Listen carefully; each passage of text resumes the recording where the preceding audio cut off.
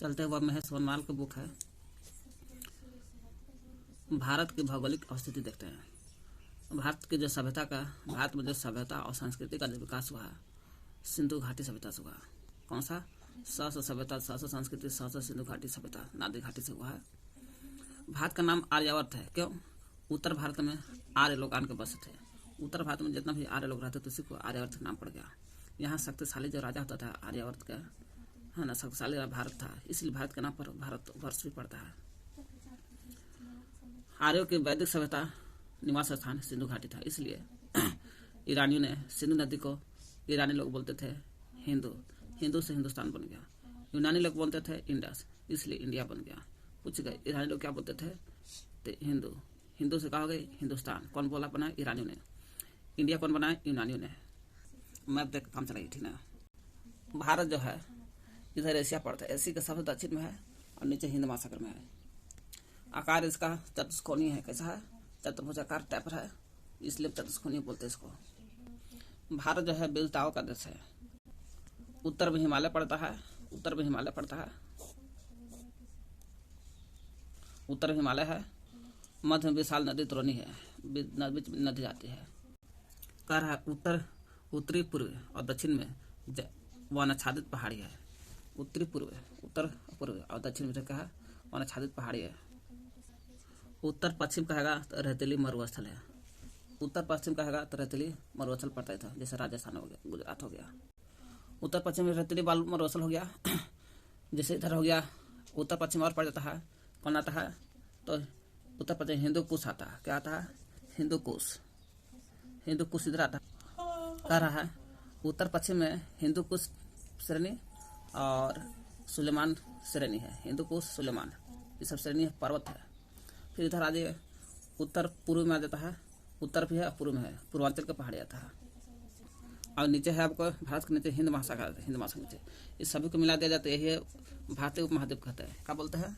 हिंदू कुश, सुलेमान पहाड़ी उत्तर पश्चिम में, पूर्वांचल का पहाड़ी उत्तर पश्चिम में, उत्तर पूर्व में, नीचे हिंद महासागर, सब मिला दिया जाता है, भारतीय उपमहाद्वीप कहलाता है। और भारतीय उपमहाद्वीप हो गया, इसमें भारत, बांग्लादेश, भूटान, नेपाल, मालदीव, श्रीलंका, पाकिस्तान आता है। कौन कहलाता है भारतीय उपमहाद्वीप में? अफगानिस्तान, यहाँ देखिए पाकिस्तान हो गया, फिर अफगानिस्तान से हो गया, अफगानिस्तान के बाद चीन हो गया, चीन के बाद नेपाल भी है। नेपाल चीन नहीं आता, ठीक ना।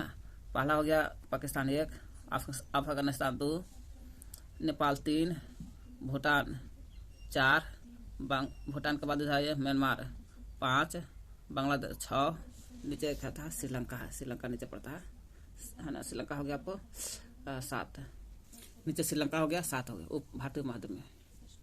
कह रहा है भारत के तीसरे से भारत के सबसे बड़े देश कौन कौन है? रुक, अची, ब्रा। अब रूस हो गया, रूस है ना। कस हो गया कनाडा, अस हो गया अमेरिका, अमेरिका, चीन, ची से हो गया चीन, ब्रास हो गया ब्राजील, अस हो गया ऑस्ट्रेलिया, भस हो गया भारत। रुक, अची, ब्रा है जी। अब पूछेगा भारत उत्तरी गोलार्ध में है, उत्तरी गोलार्ध में और पूर्वी गोलार्ध में, उत्तरी पूर्वी गोलार्ध में भारत है। अक्षांश कहेगा तो उत्तर में, उत्तरी गोलार्ध में, और देशांतर कहेगा तो पूर्वी गोलार्ध में स्थित है। अक्षांशीय विस्तार उत्तरी गोलार्ध में, देशांतर विस्तार पूर्वी गोलार्ध में है। यहाँ नक्शा देख लीजिए। उत्तर से लेकर के दक्षिण तक मुख्य भूमि कहेगा, उत्तर से दक्षिण तक, नीचे से दक्षिण से लेकर के उत्तर तक, तो 8-4 मुख्य भूमि का 8-4 37-6, और यही का मुख्य भूमि कहेगा पश्चिम से पूर्व तक, तो 68-7 सर्किल से लेकर के 97-25 वालांगो विकास होता है। वालांगो द्वीप समूह भी मिला देते हैं दोनों, तो पर संपूर्ण भारत का विस्तार होता है 6-4। कितना होता है? 6-4 रहता है। 2 कम 8-4 में से 2 घटाते हैं, 6-4 और 37-6। 6-4 जो आता है बंगाल की खाड़ी में आ जाता है। कहाँ आता है? बंगाल खाड़ी में आ जाता है। 6-4 डिग्री जो है बंगाल खाड़ी में लिखा है। देखिए द्वीप समूह, भारत के द्वीप समूह को मिलाने पर संपूर्ण भारत का विस्तार देख लीजिए। 6-4-5 वह भी जो भी कही उत्तरी अक्षांश में है, और 37-6 उत्तरी अक्षांश बंगाल खाड़ी में, बंगाल खाड़ी में पड़ता है। 6-4-45 यहाँ लिखा है। 6-4-45 कहाँ है? बंगाल खाड़ी में है। भारत का उत्तरी बिंदु कहेगा, सबसे उत्तरी बिंदु है ना, तो 37-6 कहाँ है? तो लद्दाख में पड़ता है। 37-6 इंदिरा कॉल कहते हैं इसको, लद्दाख में उत्तर तक बिंदु 37 और दक्षिणी बिंदु का मुख्य भूमि का दक्षिणी बिंदु 8-4 सर्व दक्षिणी बिंदु है तमिलनाडु में। कहाँ पड़ता है? तमिलनाडु, कन्याकुमारी केप का के नाम से जानते हैं इसको। और सबसे दक्षिणी बिंदु, लेकिन मुख्य भूमि का तब ऐसे दक्षिणी बिंदु होता है आपको इंदिरा पॉइंट वाला था। दक्षिणी बिंदु इंदिरा पॉइंट है ना, जो अंडमान निकोबार द्वीप समूह में ग्रेट निकोबार दिख रहा है ना, भारत का अंडमान निकोबार द्वीप समूह इंदिरा पॉइंट हो गया, भारत का दक्षिणी बिंदु हो गया। ग्रेट निकोबार है, निकोबार के दक्षिण पड़ता है ना, दक्षिण में है निकोबार ही, निकोबार का दक्षिण पड़ता है इंदिरा पॉइंट, जो 6-4-45 डिग्री पर स्थित है। 2004 में सुनामी आया था, ये डूब गया था बेचारा। कौन? इंदिरा पॉइंट डूब गया था, है ना। डूब जाने के कारण इसको पहले इसका नाम था इंदिरा पॉइंट के पिगमेलिया पॉइंट। क्या नाम था? पिगमेलिया पॉइंट नाम था पहले, या पारस पॉइंट भी बोलते हैं इसको। भूमध्य रेखा से क्या 876 किलोमीटर दूर है, वही यहाँ लिखल है। भारत का सबसे दक्षिणी बिंदु हो गया इंदिरा पॉइंट, अंडमान निकोबार द्वीप समूह में ग्रेट निकोबार द्वीप के दक्षिण में देख लिए भी लोग। 6-4-5 उत्तरी अक्षांश में पड़ता है। कहाँ? उत्तर में, तो उत्तरी अक्षांश में है, उत्तरी अक्षांश में पड़ता है। पिगमेलिया पॉइंट नाम था, पारस पॉइंट भी कहते हैं इसको। किसको? इंदिरा पॉइंट का नाम था पहले, पिगमेलिया पॉइंट, पारस पॉइंट। 2004 में सुनामी के साथ डूब गया था। भूमध्य रेखा 776 किलोमीटर दूर है। भारत का सबसे पश्चिमी वाला बिंदु कहेगा तो सार्किल गुजरात में 68-97-25 सबसे पश्चिमी बिंदु होगा। 2 भाग बांटेगा तो अच्छा 68-97-25 है, लिखसे भी 2 भाग बांटेगा तो पश्चिमी में पड़ जाता है 807, है ना। सार्किल गौरमोता या गुजरात भी बोलते हैं, गौरमोता गुजरात पड़ता है, पश्चिम उत्तर बिंदु खड़ा था। लेकिन यही कहेगा पूर्वी बिंदु तो वालांगो पड़ता, वालांगो है ना, जो अरुणाचल प्रदेश में पड़ता है। वालांगो 97 डिग्री है ना, या इसको बोलते हैं वालांगो का जगह किविथु देता है, किविथु, या अरुणाचल प्रदेश के पूर्वोत्तर बिंदु किविथु का, ये वालांगो का एक हो गया। मुख्य भूमि के देख लिए सबसे दक्षिणी बिंदु कन्याकुमारी हो गया, 8-4 डिग्री पर है तमिलनाडु में।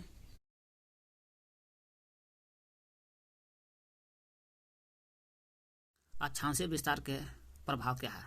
तो कर्क रेखा अक्षांशीय माता 37 डिग्री उत्तरी अक्षांश जो होता है कर्क रेखा था, भारत के बीच से होकर गुजरता है ना, 8 राज्य होकर गुजरता है। भारत के 8 राज्य कौन कौन है कर्क रेखा गुजरता है? देख रहे हैं ना, यही वाला है कर्क रेखा। तो यहाँ पर देखता है गुजरात, फिर थोड़ा सा राजस्थान, और थोड़ा सा ही राजस्थान का दिया था कर्क रेखा में, फिर मध्य प्रदेश के फिर सटले आगे छत्तीसगढ़ के भी बाद आगे झारखंड का एरिया हो गया, फिर पश्चिम बंगाल है ना, फिर उसके बाद त्रिपुरा, थोड़ा सा त्रिपुरा, फिर मिजोरम, छठवा देश हो गया बांग्लादेश।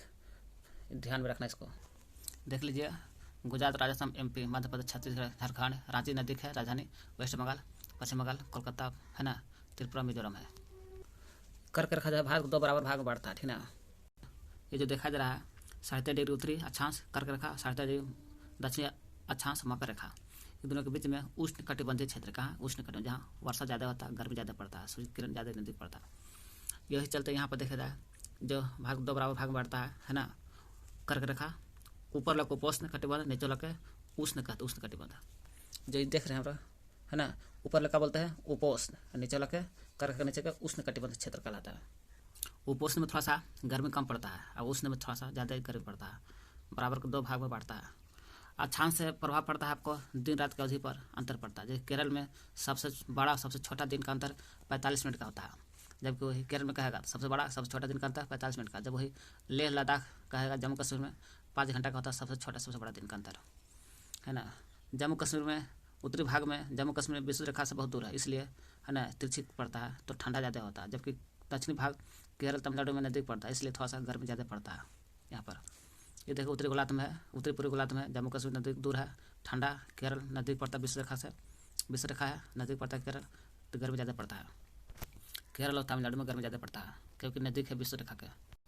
देशांतर का प्रभाव देखें हम लोग, अक्षांश का प्रभाव देखें दिन रात की अवधि पर है ना अंतर पड़ रहा था। देशांतर में देखा जाए तो 82.5 डिग्री पूर्वी देशांतर भारत के मिर्जापुर से गुजरता है, या नैनीताल भी बोलता है। मिर्जापुर प्रयागराज अब इलाहाबाद हो गया, पहले नाम से इलाहाबाद, अब प्रयागराज से गुजरता है। कहाँ? मिर्जापुर से। 82.5 डिग्री पूर्वी देशांतर को बोलते हैं हम लोग। भारत का मानक यमोत्तर मानक समय AC को कहा जाता है। 82.5 डिग्री पूर्वी देशांतर को 5 राज्य से गुजरता है। यूपी है ना, देख लीजिए 5 राज्य से गुजरता है, देख लीजिए यूपी हो गया, यूपी के बाद थोड़ा सा देखिए मध्य प्रदेश सटल है, ये मध्य प्रदेश का हो गया, फिर छत्तीसगढ़ हो गया, छत्तीसगढ़, फिर नीचे आइएगा तो उड़ीसा, फिर नीचे उतरिएगा थोड़ा सा आंध्र प्रदेश, उत्तर प्रदेश, यूपी होगा, उत्तर प्रदेश, मध्य प्रदेश, छत्तीसगढ़, उड़ीसा, आंध्र प्रदेश से यही देशांतर गुजरता है 5 राज्य से। देख लिया हम लोग, यूपी हो गया, उत्तर प्रदेश, MP, मध्य प्रदेश, छत्तीसगढ़, उड़ीसा, आंध्र प्रदेश है ना गुजरता है। इस लोग हम लोग IST बोलते हैं, भारत का मानक है मतलब 82.5 IST इंडियन स्टैंडर्ड टाइम। इस चुनने का समय याद रखना है कि देशांतर को चुनते हैं तो क्या क्या बात पर ध्यान देना चाहिए। देशांतर हमेशा देश कोई भी देश के बीच से होकर गुजरना चाहिए। 7.5 डिग्री का गुणांक होना चाहिए ताकि 7 डिग्री 30 मिनट देशांतर दूरी पर स्थित स्थानों के बीच में 30 मिनट का अंतर होना चाहिए।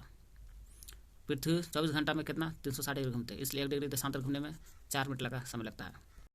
भारत का जो मानक समय है अभी देखें 82.5 डिग्री मिर्जापुर से गुजरती है IST, वो ग्रीनविच मध्य समय कहते हैं या ग्रीनविच मीन टाइम भी बोलते हैं या 0 डिग्री देशांतर भी बोलते हैं इसको। हमेशा वो GMT होता है ना। ग्रीनविच मीन टाइम 5.5 घंटा आगे है। ग्रीनविच मीन टाइम से कितना आगे है 5.5 घंटा आगे भारत का मानक समय।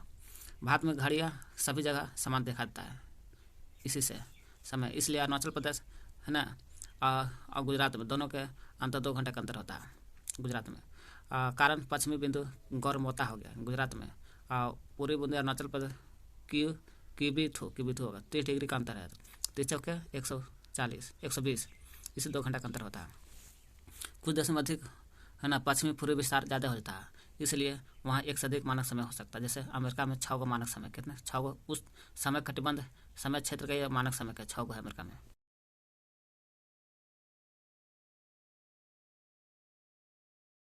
मैं सोन हाल में बुक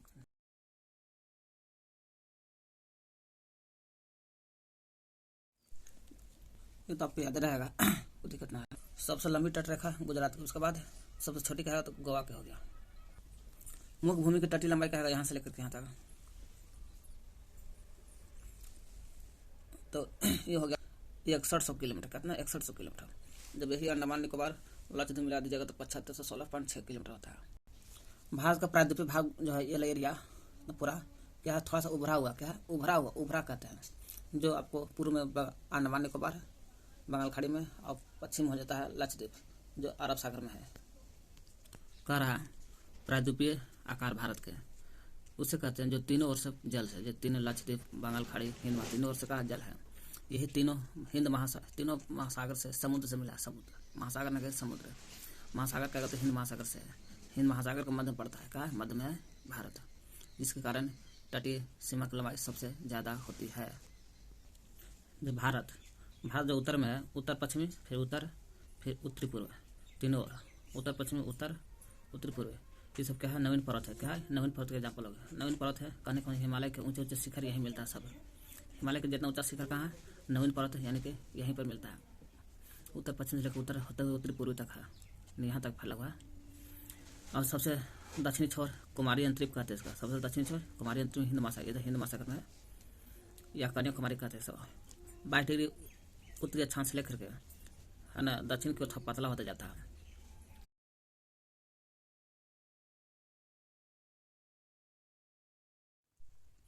केंद्र शासित प्रदेश में सबसे बड़ा लद्दाख हो गया, सबसे छोटा लक्षद्वीप। इंडिया जो है एशिया महाद्वीप के सबसे दक्षिणी पड़ता है। एशिया पूर्वी एशिया और पश्चिमी एशिया, पूर्वी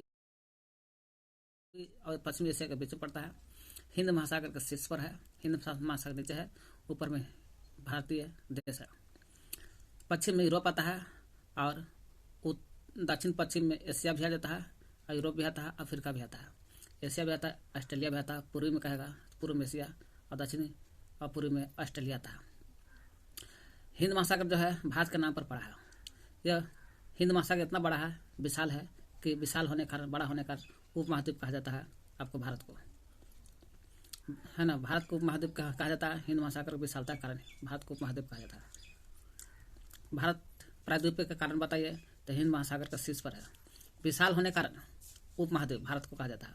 जबकि हिंद महासागर का शीर्ष पर है तो इसे प्रायद्वीपीय कारण कहा जाता है। देखिए इधर है पश्चिम में यूरोप, एशिया, इधर भी एशिया में आता है, लेकिन एशिया के पश्चिमी पूर्वी के बीच में पड़ता है। हिंद महासागर ऊपर में है, देख लीजिए। इसका संबंध है ऑस्ट्रेलिया से। एशिया हो गया तो दक्षिण अफ्रीका हो गया, यूरोप आता है इधर। कह रहा है भारत का जल क्षेत्र अंतर्राष्ट्रीय व्यवस्था के अनुरूप देखा जाए, अंतर्राष्ट्रीय इंटरनेशनल के अनुसार 3 मंडल में बांटा गया जल क्षेत्र को। पहला होगा प्रादेशिक जल सीमा, जो कहते हैं टेरिटोरियल सी, जो 12 नॉटिकल मील है। यानी कि 22.2 किलोमीटर कर सकता है। 1 नॉटिकल बराबर 8.512 या 852 इसमें कुछ होता है, देख लीजिए। सभी प्रकार के दोहन का पूर्ण अधिकार है यहाँ पर, सभी प्रकार का दोहन कर सकते हैं। राष्ट्रीय आपात क्षेत्र का राष्ट्रीय था। संलग्न क्षेत्र कंटिगुअस जोन, संलग्न में पारदर्शी जल सीमा था। 12 नॉटिकल से लेकर के 24 नॉटिकल में 24 तक आता है ना। अब प्रवासी कानून यहाँ बनाने का अधिकार है 12 नॉटिकल से 24 नॉटिकल में, जो संलग्न क्षेत्र में आता है। अब प्रवासी कानून, सीमा शुल्क, पर्यावरण स्वच्छता भी यहाँ जरूरी है। राजकोषीय अधिकार संबंधित कानून बनाने का अधिकार कौन कौन है? अब प्रवासी कानून, सीमा शुल्क, पर्यावरण स्वच्छता, राजकोषीय अधिकार क्षेत्र पर कानून बनाने का अधिकार आपको संलग्न क्षेत्र है। एक और होता है अनन्य आर्थिक क्षेत्र, जिसको अपर्याप्त क्षेत्र कहते हैं, अंतर्राष्ट्रीय अपर्याप्त क्षेत्र है ना। कहते हैं 24 नॉटिकल मील से लेकर के 200 नॉटिकल मील के बीच को, यानी कि 176 नॉटिकल मील चौड़ा है गया। यहाँ सागरीय जल शक्ति और सागरीय जल संसाधन शक्ति, जल संसाधन जीवों का संरक्षण करना है ना। जल शक्ति का भी संरक्षण करना है, जीव का संरक्षण करना है, इतना दूर के अंदर के विदोहन से होने से, बर्बाद होने से बचाना भी है। ऐसा अंतर्राष्ट्रीय जल शक्ति कहेगा 2400 से लेकर 200 नॉटिकल मील तक, 176 नॉटिकल मील चौड़ा है। भारत श्रीलंका के बीच में पूछेगा कौन कौन सा खाड़ी है। तो भारत और श्रीलंका का मन्नार खाड़ी, आदम ब्रिज, पाक की खाड़ी है ना, और पाम्बन, पाम्बन, प से पाम्बन, मन्नार, आदम ब्रिज, ये भारत और श्रीलंका के बीच में हो गया। अंडमान निकोबार देखने नीचे निकोबार पड़ता है। और इंडोनेशिया में एक जगह है सुमात्रा कहाँ पड़ता है? सुमात्रा द्वीप पड़ता है इंडोनेशिया में। तो ये सुमात्रा और निकोबार के बीच में, भारत के निकोबार हो गया, ये सुमात्रा इंडोनेशिया पड़ता है। ये दोनों के बीच में कौन सा जलीय सीमा बनाता है? निकोबार सुमात्रा के ग्रेट या महान चैनल कह रहा है। निकोबार और सुमात्रा के बीच में ग्रेट महान आ जाता है, ग्रेट महान चैनल आता है। निकोबार सुमात्रा इंडोनेशिया पड़ता है सुमात्रा। अब हम लोग देखते हैं म्यांमार के बारे में। ऊपरी अंडमान और म्यांमार में पड़ता है कोको द्वीप और अंडमान निकोबार। कोको अंडमान निकोबार के बीच में कोको चैनल आता है। कोको याद कर लीजिए। अंडमान ऊपर हो गया, कोको द्वीप हो गया, दोनों के बीच में कोको चैनल। ये हो गया आपको मिनिका, इंडिया में पड़ता है मिनिका द्वीप। और मालदीव, मिनिका, म से मिनिका, म से मालदीव, यानी कि मामी के बीच में रहेगा मालदीव। 8 degree channel. भारत का टोटल 7 पड़ोसी देश है। अफगानिस्तान, पाकिस्तान, चीन, नेपाल, बांग्लादेश, भूटान, म्यांमार। देख लीजिए 7 पड़ोसी देश हो गया पाकिस्तान, फिर ऊपर थोड़ा सा अफगानिस्तान, फिर ऊपर आइएगा तो चीन में थोड़ा सा यहाँ नेपाल के साथ आ जाइए तो बांग्लादेश, फिर म्यांमार और भूटान आता है। ये 7 पड़ोसी देश है भारत के। भारत और पड़ोसी देश में 7 पड़ोसी देश हो गए। देख लें सार्क सदस्य 8 सार्क सदस्य है। 8 दिसंबर 1985 को होता है स्थापना ढाका में।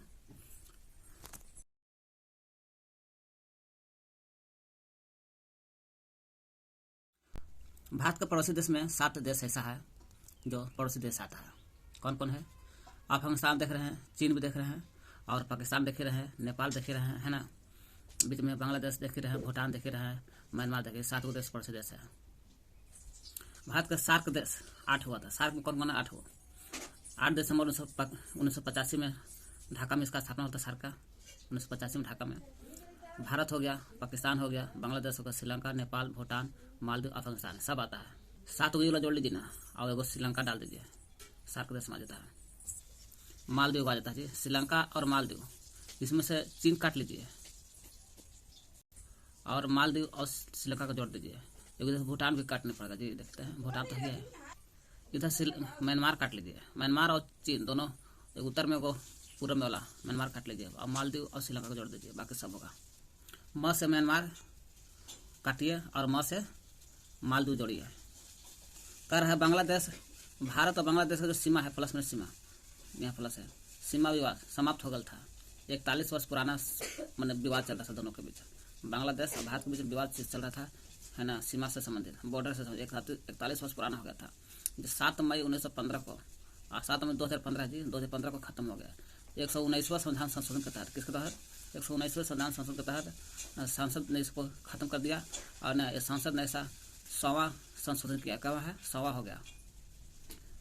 संसद द्वारा 1974 में हुए बांग्लादेश और इंडिया के सीमा समझौते को लागू कर दिया। कहेगा सीमा विवाद खत्म हो गया 7 मई 2015 को 119 संविधान संशोधन के तहत, है ना, 100वां हो गया ये संशोधन संसद द्वारा।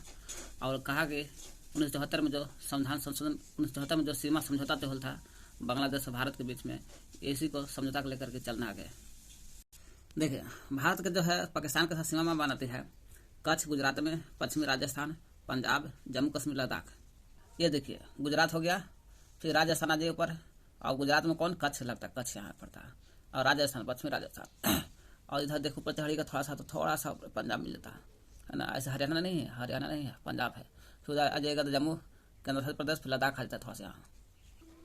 कह रहा है पाकिस्तान जो हथिया के रखा है जबरदस्ती अवैध रूप से जम्मू कश्मीर में, पाकिस्तान वो पर्वतीय कहलाता है। कैसा है, पर्वतीय है। पाकिस्तान के हिसाब जो है पर्वतीय है जम्मू कश्मीर में। और 33-23 किलोमीटर कच्छ गुजरात राजस्थान पंजाब ये सब मिला करके लद्दाख जम्मू कश्मीर मिलाकर 33-23 किलोमीटर पड़ता है। टोटल सीमा कितना बनाता है, 33-23 किलोमीटर पाकिस्तान के साथ। देख रहे हैं ना, पाकिस्तान के साथ सीमा 33-23 किलोमीटर है, यहाँ से यहाँ तक पर्वतीय भाग है। पाकिस्तान का जो हिस्सा है जम्मू कश्मीर में पर्वतीय है, पर्वत खाली है। कह रहा है भारत पाकिस्तान के बीच में जो सीमा बनाती है वो तो हुई है रेड क्लिफ। सतलज और रावी नदी भी सीमा बनाती है। देखिए भारत पाकिस्तान के बीच में सतलज नदी हो गया, ऊपर चढ़ेगा तो रावी है, रावी और सतलज भी सीमा बनाती है। और रावी नदी जो है अमृत जिला में बनाता है, पूछा पाकिस्तान के साथ अमृत जिला में रावी नदी। अब सतलज नदी जो सीमा बनाती है प्राकृतिक पाकिस्तान के साथ, वो फिरोज जिला में, फिरोज सतलज।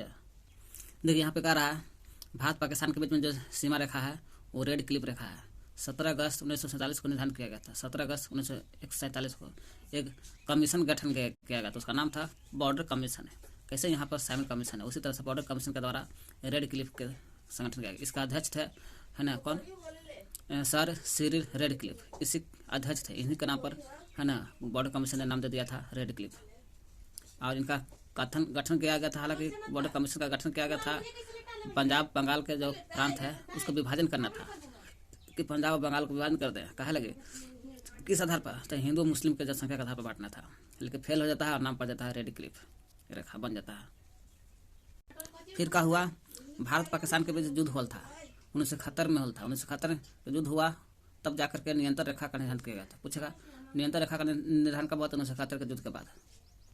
कह रहा है यहाँ पर नियंत्रण रेखा का निर्धारण LOC कहते हैं, line of control. Line of control किसके बीच में है, पाकिस्तान तो ये है जम्मू कश्मीर और लद्दाख के बीच, लद्दाख और जम्मू कश्मीर और पाकिस्तान के बीच मिल रहा है। पहले LOC का नाम सीज फायर लाइन कहता था, सीज फायर। इसी को LOC का अंतर्राष्ट्रीय मान्यता प्राप्त नहीं है। पाकिस्तान ने कश्मीर की एक जगह है, इस पर अधिकार कर लिया, स्थानीय कबालियों की सहायता से अधिकार कर लिया है कश्मीर पर, ठीक ना। अधिकार करने के कारण 1947 में इसका नाम दे दिया POK, पाकिस्तान ऑक्युपाइड कश्मीर। राजधानी है मुजफ्फराबाद। 1947 में बनाया था POK की स्थापना, है ना। अभी भी पाकिस्तान का ही हक है POK पर। 47 में जब रेड क्लिफ बना था ना, उसी समय POK का अधिकार हो गया था, पाकिस्तान का हक। मुजफ्फराबाद राजधानी है। भारत और म्यांमार के बीच सीमा बनाने वाले थे। जैसे जो हिमालय पर्वत है कि पूर्व की ओर घूम जाती है, उत्तर पूर्व की ओर, पश्चिम दक्षिण की घूम जाता है। यही आपको यहाँ पर पड़ता है, पर्वत है लुसाई, पटकोई, है ना, पर्वत श्रेणी है सब। हिमालय की पर्वत श्रेणी है लुसाई, पटकोई, हिमालय के अरकान योमा, सब पूरी पर्वत सब है हिमालय के। लुसाई, पटकोई, अरकान योमा सब क्या है, म्यांमार और भारत के बीच के सीमा श्रेणी है। और पर्वत कहेगा तो लुसाई, पटकोई, अरकान योमा, लेकिन नदी कहेगा तो इरावदी नदी अलग करता है म्यांमार से भारत। इरावदी नदी देखना चाहते हैं तो देख लीजिए, म्यांमार है, इरावदी नदी थोड़ा सा देख लीजिए, यहाँ पर है इरावदी नदी है ना, इरावदी नदी है यहाँ पर, म्यांमार से अलग करता है भारत को। हालांकि नक्शा में देखना चाहते हैं तो यहाँ लिखा है, ठीक ना। म्यांमार इधर पड़ता है, पटकाई हो गया, और सबसे ऊपर पटकाई हो गया, है ना, पूरी में, और नीचे हो गया अरकान योमा। लुसाई का नहीं होगा, इधर पीछे में देख लीजिएगा, है ना। देखिए यहाँ पर पटकाई, अरकान योमा। देखिए भारत और म्यांमार के बीच देख रहे हैं हम लोग, है ना। यहाँ से देखिए तिब्बत से निकलता है एक नदी, ब्रह्मपुत्र नदी, यहाँ घाटी बनाता है। और फिर है चीन से निकलता है एक नदी, वो नदी का नाम है मेकांग नदी का, इसको है ना, मेकांग नदी, इरावदी हो गई, इरावदी यहाँ पे है, वही नदी यहाँ है, बहकर का से, है ना। इरावदी नदी साल्वीन नदी घाटिया, साल्वीन नदी घाटी है, यहीं पर पड़ता है मेकांग, इरावदी, साल्वीन नदी घाटी, ब्रह्म नदी घाटी, सब मिला के देखा जाए कौन कहाँ से नेक्स्ट से पता चलेगा। एन हो गया दरा, तुंगप दरा है ना, मणिपुर दरा, मणिपुर में होगा, तुलु दरा है ना, और तेलु दरा, तुलु और तेलु दोनों आता है। क्या हो गया, एन 1, तुंगप 3, 2, मणिपुर 3, और तुलु और तेलु 3 और 2 5 हो गया। आरकान योमा जो है पहाड़ी है, यहाँ पर बहुत सारा वन है, जंगल है, इसलिए म्यांमार और भारत के बीच में है ना, और ये तांगा ऊपर खाबर होने के कारण क्या है, ये दरा, तुंगदरा, मणिपुर, तुलु, तेलु दरा, ये सब ऊपर खाबर और अरकान वन से जंगल होने के कारण भारत व्यापार के बीच में व्यापार नहीं हो पाता है, और न प्रवास होता है, प्रवास भी कम होता है, न भारत के यहाँ आते हैं न यहाँ का भारत जाते हैं म्यांमार, क्यों के बीच में आरकान जंगल हो गया, दर्रा बहुत है, इसलिए थोड़ा सा आवागमन कम है, व्यापार भी कम होता है। जितना भी देखा सबका है नदी घाटी पूर्व की ओर है, भारत के पूर्व की ओर है। चीन, भारत जो है म्यांमार से 4 राज्य सीमा बनाते हैं, अरुणाचल प्रदेश, नागालैंड, मिजोरम, मणिपुर। देखिए म्यांमार हो गया इधर, इस साइड म्यांमार है ना, तो ऊपर से अरुणाचल प्रदेश थोड़ा यहाँ सीमा बना कन्फर्ट है। ऐसे चीन के साथ भी अरुणाचल प्रदेश है, म्यांमार के साथ अरुणाचल प्रदेश है, फिर नागालैंड, मणिपुर, नागालैंड के नीचे मणिपुर, मणिपुर के नीचे आइजल, आइजल में पड़ता है लोंगई ले, आइजल को कहते हैं मिजोरम, मणिपुर का मिजोरम, 4 राज्य, अरुणाचल 1, नागालैंड 2, मणिपुर 3, मिजोरम 4 राज्य हो गया। भारत और म्यांमार का जो बीच सीमा बनाता है 16 किलोमीटर तक दोनों ओर आदिवासियों के लिए कोई भी है ना मुक्त आवागमन है, व्यापार कर सकता है, आवागमन व्यवस्था सब फ्री है। कितना 16 किलोमीटर तक दोनों ओर, यहाँ 16 किलोमीटर तक देखा जाए 16 किलोमीटर दोनों ओर फ्री है आवागमन। भारत और चीन के बीच सीमा की रेखा, उसका नाम है क्या, उत्तरी पूर्वी राज्य में जाइएगा ना तो मिलता है मैकमोहन रेखा। 27 अप्रैल 1914 को, तब 27 अप्रैल 1914 को नाम पड़ल था इसका सर हेनरी मैकमोहन के द्वारा। सर हेनरी मैकमोहन का नाम था, इन्हीं के नाम मैकमोहन रेखा पड़ा। उसी 14 में 27 अप्रैल को एक समझौता हुआ था जिसका नाम शिमला समझौता। यही शिमला समझौता के तहत चीन और भारत के बीच में रेखा का उन्हें स्वीकार किया गया। वर्तमान में भारत इसको सीमा मानता है, क्या कहता है, सीमा मानता है, लेकिन भारत सीमा मानता है भारत, लेकिन चीन इसे मैकमोहन रेखा मानता है। क्या मानता है, मैकमोहन रेखा चीन मानता है, हालांकि ऐसा मानने से इनकार करता है चीन भी।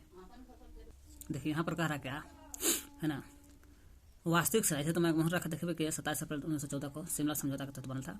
वास्तविक सीमा जिसको कहते LAC मैंने लाइन एक्चुअल ऑफ कंट्रोल है ना, वास्तविक नियंत्रण रेखा, वास्तविक सीमा रेखा यही है।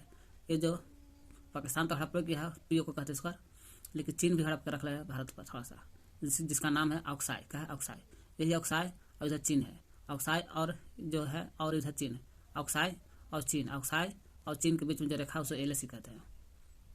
यही है वास्तविक सीमा रेखा। जो रेखा है LAC जो रेखा है वास्तविक रेखा यही है ना। ऑक्साई भारत जो चीन हड़पले है उसको ऑक्साई बोलते हैं, वहाँ से लेकर के चीन को अलग करबे करता है ना। कहाँ से गुजरा, लद्दाख है, ये लद्दाख, जम्मू कश्मीर है ना, फिर हिमाचल प्रदेश, उत्तराखंड के बाद आज सिक्किम, फिर आज अरुणाचल प्रदेश, यहाँ सिक्किम अरुणाचल प्रदेश 5 राज्य होकर गुजरता है। देखिए यहाँ पर लिखा है चीन के रेखा, इधर चीन है ठीक ना, तो इधर लद्दाख देख ले हम लोग है ना, इधर देख ले हिमाचल प्रदेश, फिर थोड़ा सा नीचे उतरिएगा उत्तराखंड, फिर उत्तराखंड के बाद समाप्त होता है, इधर नेपाल में आ जाता है, फिर सिक्किम थोड़ा सा टच है ना, फिर इधर आ जाइएगा तो अरुणाचल प्रदेश है ना, चीन के साथ सीमा बनाती है। जो है LAC वास्तविक नियंत्रण रेखा सीजर फाइल लाइन पाकिस्तान की तरह है ठीक ना। कैसे पाकिस्तान में LOC था उसी तरह से यहाँ LAC हो गया, इसको भी सीजर फायर के नाम से जानते हैं। क्यों, फायर हुआ था पाकिस्तान में, बोलता 71 में युद्ध ना, यहाँ बोलता 62 में, चीन के साथ 62 में युद्ध हुआ था। इसी 62 युद्ध के कारण यहाँ LAC बना, युद्ध विराम रेखा बना। यहाँ पर दोनों देशों का बीच क्या होता है, सेना तैनात रहता है, चीन और भारत का भी दोनों के। बाकी देखना होगा तो इधर देख लीजिएगा, डिटेल 10 पेज में है, पेज नंबर 10 में है ठीक ना, पहले देख लीजिएगा।